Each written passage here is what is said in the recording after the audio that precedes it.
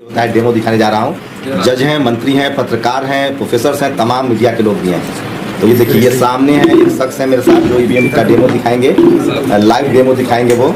और उन्होंने बाकायदा, देखिए ये देखिए, उन्होंने तमाम बीजेपी, आईएनसी, बीएसपी, आप, एसपी और वो रिजल्ट के लिए भी हैं, वो बैठे हुए हैं। सामने हैं फॉर्मर जज हैं बॉम्बे हाई कोर्ट के राजेंद्र पाल गौतम सिंह गौतम हैं, मंत्री हैं, राजेश चवड़िया हैं, मंत्री हैं, प्रोफेसर कल्लार भी हैं, सूरज मंडल साहब भी हैं। 8 जून को ईवीएम को लेकर कैंडल मार्च करने जा रहे हैं। तो जो हमने आपसे प्रॉमिस किया था कि हम आपको ईवीएम कैसे काम करता है उसका डेमो दिखाने जा रहे हैं। मैं हैक वैक नहीं कह रहा हूँ। का जो ईवीएम है उसमें एलसीडी लगा हुआ है और आप जैसी बोर्ड दबाएंगे ना तो वो सामने दिख जाएगा। ईवीएम मतलब वीवीपैट देखने की भी झंझट नहीं है। तो मुझे लगता है सबसे एडवांस ईवीएम यही है। सरकार को हायर करना चाहिए और चुनाव आयोग को।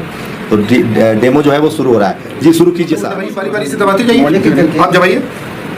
आम आदमी पार्टी एक, आइए भाई दूसरा वोटर आ जाइए, आप आते जाइए। बीएसपी एक, तीसरा आप दबाइए भाई। बीएसपी एक और, आइए। आम आदमी पार्टी एक, आम आदमी पार्टी एक, आइए। रिपीट करते रहिए कोई।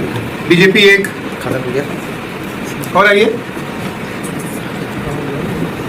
समाजवादी पार्टी एक। रिजल्ट पर मत दबा दीजिएगा सर। हाँ। बीएसपी एक और, आइए। आम आदमी पार्टी एक और, आइए। बीएसपी एक, बीएसपी एक, आइए आइए भाई। आईएनसी कांग्रेस एक, खाता खुला, आइए। बीएसपी एक और, आइए। आम आदमी पार्टी एक और, आइए। ठीक है। बीएसपी एक, ठीक है। एक और आ जाइए, एक और आ जाइए, आ जाइए। 3000 क्षमता है इसकी वोटिंग मशीन की। ठीक है, 3000 की कैपेसिटी है। आ जाइए आप यहाँ, दवाइए आप, दवाइए। बीएसपी एक और किसी को वोट दीजिए, अभी समय है, चलिए। बीएसपी एक और दवाइए। बीजेपी को एक और वोट मिला और बीएसपी को एक और वोट मिला। ठीक है सर, ठीक है सर। इनके साइड लगा दे, रोड करते बराबर। समाजवादी पार्टी को एक और मिला। ठीक है, टाइम अब ओवर हो गया वोटिंग का। टाइम ओवर हो गया वोटिंग का। और अभी देखिए कितना वोट पड़ा है, दे दीजिए। एक कम करते हैं। अब हमारी वोटिंग फिनिश हो गई है। अब हम इस मशीन को पहले तो ये काउंट करके बता दीजिए कि इसको काउंट वो तो रखा हुआ है सर, लेकिन मशीन तो काउंट करता नहीं ना उस समय, तो मशीन चला जाता है। मशीन उस समय काउंट नहीं, लेकिन हम लोग अभी काउंट करके रख ले, अपने उसमें कर ले, पेपर पे। पहले हम मशीन को ऑफ करके रख देते हैं। ठीक है, ठीक है। यानी वोटिंग हो गई। हाँ, अब मशीन जा रहा है उसमें रूम में। मशीन को हम लोग ऑफ कर रहे हैं। देखिए मशीन को मैं यहाँ से ऑफ कर रहा हूँ। मशीन ऑफ हो गई। अब मैं इसकी बैटरी भी निकाल रहा हूँ। इसकी बैटरी भी निकाल रहे हैं, पूरी तरह से ऑफ कर रहे हैं इसको। हाँ, निकालिए। मैंने इसकी बैटरी भी निकाल दी है। बैटरी भी निकाल दी। अब ये स्ट्रॉन्ग रूम में जाने के लिए बिल्कुल तैयार। अब स्ट्रॉन्ग रूम में इसको ले गए, स्ट्रॉन्ग रूम में चला गया। अब हम वीवीपैट की पर्ची को, हाँ, वीवीपैट की पर्ची को गिन लीजिए। ये 2 हाँ 1 1 2 3 4 5 6 7 8 9 10 ये 6 ये 2। ये हमारा रिजल्ट। ठीक है, ठीक। तो ठीक है, अब हमारा जो है टोटल वोट पड़े। अच्छा, टोटल वोट देख लेते हैं। 2 3 13 19 2 21 टोटल 21 वोट पड़े हैं। टोटल 21 वोट में इन पार्टियों को मिला है। ठीक, एक नोटा रखते तो और अच्छा होता। ठीक है। तो ठीक है, आज काउंटिंग वाला डे है। हाँ, तो ये जो प्रिसाइडिंग ऑफिसर या जो भी काउंटिंग ऑफिसर होते हैं वहाँ पे, वो मशीन को दोबारा स्टार्ट करते हैं। तो हमें इसमें बैटरी दोबारा बैटरी वहाँ नया लगाया जाता है या वाला बैटरी रहता है? बैटरी उसमें इनबिल्ड लगी हुई होती है। बैटरी पहले बैटरी इनबिल्ड होती है। कितनी लाइफ होती होगी उस बैटरी की? बैटरी वाला भी सवाल आया था कि हाँ, कुछ बैटरी 90%, 1.5 महीना बाद ही बैटरी 99% चार्ज। हाँ, 90-99% चार्जिंग। ऐसा बैटरी तो मोबाइल फोन में लगाओ। हाँ, ठीक है। तो अभी हमने पावर ऑन कर दिया है। मशीन बूट हो रही है। बूट होने में थोड़ा टाइम लगा है।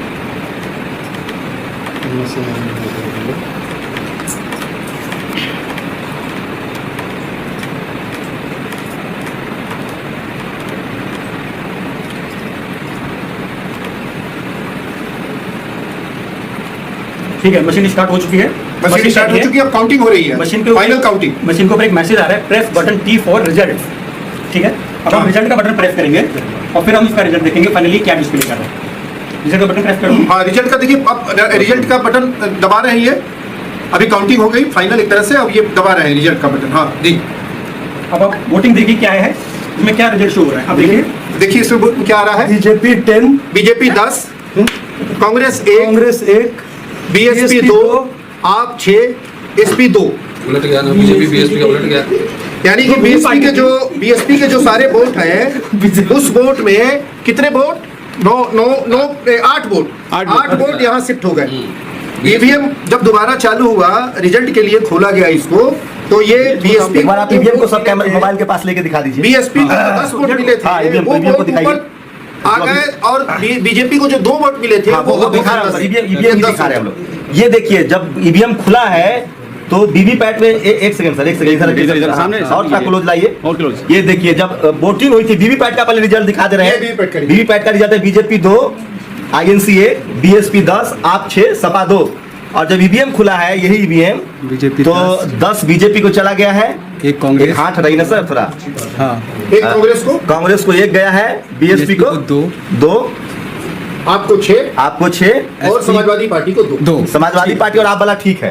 हाँ, ज्यादा जो वोट गया है वो चला गया एक बीजेपी के जो, पास। इसका मतलब ये हुआ कि जो विनिंग पार्टी है, उसका वोट स्वैप हो गया, वो बीजेपी के पक्ष में शिफ्ट कर गया, Swap यानी कि स्वैप कर गया। अब बताएंगे जो डेमो दे रहे हैं कि चला गया, ठीक है सर, ये हो गया। अब बताएंगे जो डेमो दे रहे हैं कि ये कैसे हुआ। हाँ जी, जी, अब ये बताइए, ये चमत्कार हुआ कैसे सर? बताते हैं सर। एक्चुअली जैसे जैसे टेक्नोलॉजी एडवांस हो रही है और वैसे वैसे टेक्नोलॉजी का दुरुपयोग होने के चांसेस भी बढ़ रहे हैं। अगर टेक्नोलॉजी एक अच्छी चीज़ के लिए बनी है तो उसका दुरुपयोग इतनी बुरी तरीके से हो सकता है कि वो डिस्ट्रक्टिव हो सकता है। जैसे फॉर एग्जांपल, अगर हम परमाणु ऊर्जा का देखें, अगर हम परमाणु ऊर्जा को यूज करें तो उसका एटम बम भी बन सकता है और उसका पावर न्यूक्लियर रिएक्टर भी बन सकता है। तो जैसे जैसे टेक्नोलॉजी एडवांस होती जा रही है, वैसे वैसे इस टेक्नोलॉजी के अंदर तो फ्रॉड के जो चांसेस हैं वो इतने ज़्यादा सीवियर और इतने ज़्यादा खतरनाक है कि आम आदमी उसको नहीं पहचान पाएगा किसी भी कंडीशन में। इलेक्शन कमीशन जो कहता है कि उनकी जो मशीन है कि वो मशीन हैक नहीं हो सकती, कहने मात्र से ये चीज़ प्रूव नहीं हो सकती है कि अगर कोई व्यक्ति या कोई व्यक्ति विशेष या कोई संगठन को ये बोल सकता है कि इलेक्ट्रॉनिक की जो चीज़ है वो बायस्ड नैफ तरीके से काम नहीं कर सकती, ये बात कथन बिल्कुल सत्य नहीं है। अगर हम इलेक्ट्रॉनिक्स और टेक्नोलॉजी की बात करते हैं, वो बात वो बिल्कुल अवैज्ञानिक है। क्योंकि जो इलेक्ट्रॉनिक्स का जो डिवाइस होता है, उसके अंदर जो कंपोनेंट्स होते हैं, हम उसको किसी भी तरीके से सॉफ्टवेयर के थ्रू या फिर हार्ड कोड करके हम उसको किसी भी तरीके से अपने मन मर्जी के अकॉर्डिंग उससे काम करा सकते हैं। वही काम मैंने छोटी सी मशीन के अंदर किया। एक्चुअली मैं वैज्ञानिक हूँ, मेरे को इलेक्शन वगैरह से कोई लेना देना नहीं है, लेकिन जब इलेक्शन के अंदर जब टेक्नोलॉजी घुस गई है तो हम लोगों के भी कान खड़े हो गए कि भाई जब इलेक्शन में टेक्नोलॉजी घुस गई है और टेक्नोलॉजी का इस तरीके से दुरुपयोग हो सकता है, मैं ये नहीं कह रहा हूँ कि दुरुपयोग हुआ है, लेकिन दुरुपयोग होने के पूरे चांसेस होते हैं। इलेक्शन कमीशन कहता है कि जो उनकी वोटिंग मशीन है उसके अंदर आरटीसी होता है। आरटीसी का मतलब होता है रियल टाइम क्लॉक। जो रियल टाइम क्लॉक होता है वो मशीन के अंदर एक क्लॉक चलती रहती है, जो आपके मोबाइल फोन में जो टाइम आता है वो बिल्कुल सेम टाइम हमारे इस वोटिंग मशीन के अंदर भी चलता रहता है। इससे मशीन ये डिसीजन ले सकती है कि कब तो मॉक टेस्ट हो रहा है और कब फाइनल वोटिंग हो रही है।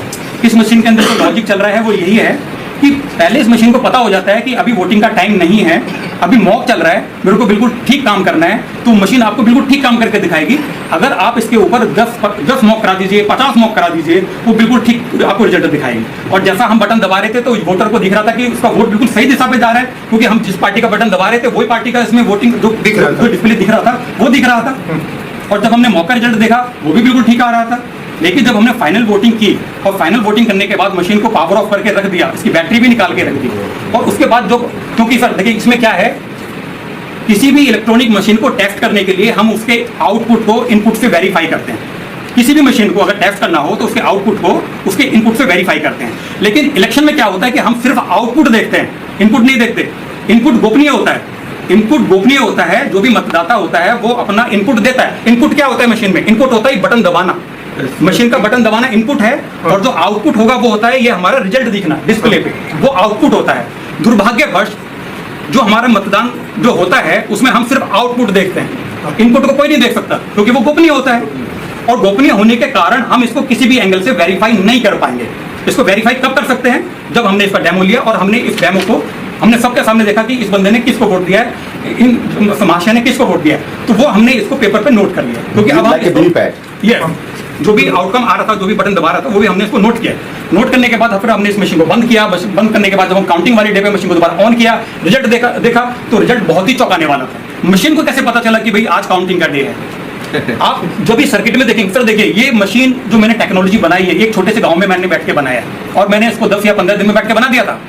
जहां पर इलेक्शन कमीशन में जहां पर भी ये टेक्नोलॉजी डेवलप होती है, वहां पर पूरी इंजीनियर्स की पूरी टीम लगी हुई होती है, एक से एक धांसू वहां पर इंजीनियर्स होते हैं और वहां पे मशीन का जो एल्गोरिथम होता है, क्योंकि जो सॉफ्टवेयर जो होता है एक तरह की कथा होती है।